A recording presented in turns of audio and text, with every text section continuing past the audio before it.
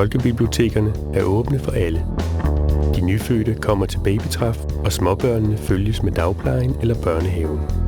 Tit kommer hele familien på besøg med god tid til at læse, lege og låne. De store børn kommer mest i flok og bruger biblioteket som et frirum, hvor man både kan hænge ud og blive klogere. Skolebibliotekets rolle er generelt meget introvert.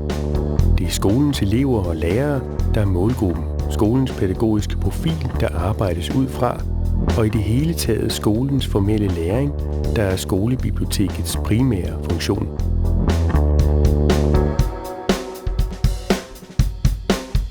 Folkebibliotekerne har 5 betjeningssteder centralt placeret i kommunen.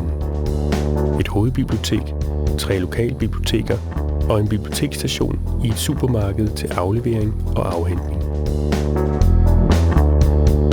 Skolebiblioteket er en vigtig del af den enkelte skole og er ofte centralt placeret på skolen. Skolebiblioteket og dets personale kan desuden betragtes som en ressource, der uafhængigt af lokaler tilbyder vejledning og undervisning af såvel elever som lærere. Folkebibliotekerne er åbent både på hverdage og i weekenderne. Selv om natten og i påskeferien kan man aflevere bøger og bestille nye hjem fra biblioteker i hele landet. Skolebiblioteket er åbent for elever og lærere i skoletiden. Efter skoletid lægger skolebiblioteket rum til møder og forberedelse.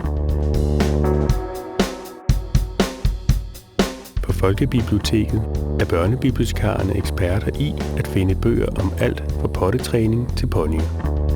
Mange forældre får hjælp til at finde gode højtlæsningsbøger, og bibliotekarerne får tit spørgsmålet: kan du ikke finde en bog, der kan få min 12-årige søn til at læse? Børnene opsøger bibliotekarerne, når de ikke selv kan finde flere bøger, der ligner Harry Potter, eller når de skal bruge nye film og spil og seriebøger. Og rigtig mange børn får hjælp til at finde materialer om deres fritidsinteresser, som kan være alt fra skildpadder til rumskibe og rollespil. På skolebiblioteket er personalet læreruddannet. Det er undervisning og det at flytte elever og kolleger, der er det centrale for skolebibliotekets virke. Materialesamlingen, IT-grej og skolebibliotekarens pædagogiske kompetencer er redskaber i den proces. Begge bibliotekssystemer er glade for det eksisterende samarbejde og vil meget gerne være fælles om endnu flere tiltag, der kommer brugerne til gode. Vi ønsker at fortsætte samarbejdet mellem ligeværdige, selvstændige systemer.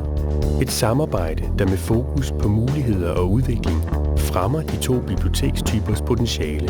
Kort sagt, fællesskab, hvor det giver mening.